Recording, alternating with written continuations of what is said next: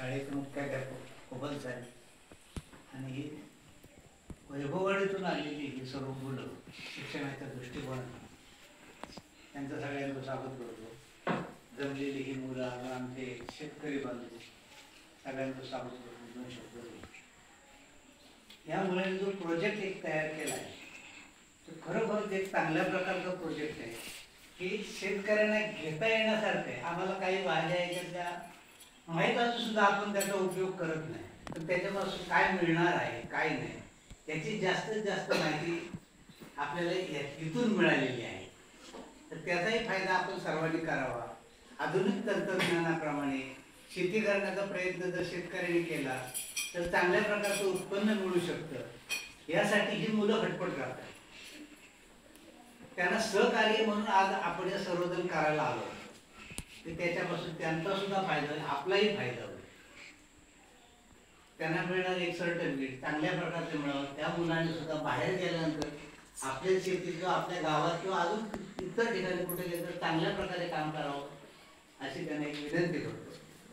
आणि करतील ती, कारण त्यांचा स्वभाव सगळ्यांचा चांगला आहे. की कालच मुलं माझ्याकडे आली होती, माझ्या म्हणून एक नाचणी जोडीची टोळी आहे. म्हणजे त्यांच्यामध्ये काम करण्याची हिंमत आहे आणि इच्छा प्रवृत्ती लागली आहे. आणि खरोखरच या लहान मुलांनी सुद्धा त्याचं जास्त माहिती घ्यावी. कारण आपल्याला आता मुलं म्हणतात ना, इथं राहून काय करायचं, चला मुंबईला जायला पाहिजे, इकडे जायला पाहिजे. शेती करणार कोण? उद्या जर आपण पिकवलंच नाही तर खाणार काय? बाजारात किती दिवस मिळणार आहे आपल्याला? केलंच नाही तर मिळणार कुठून?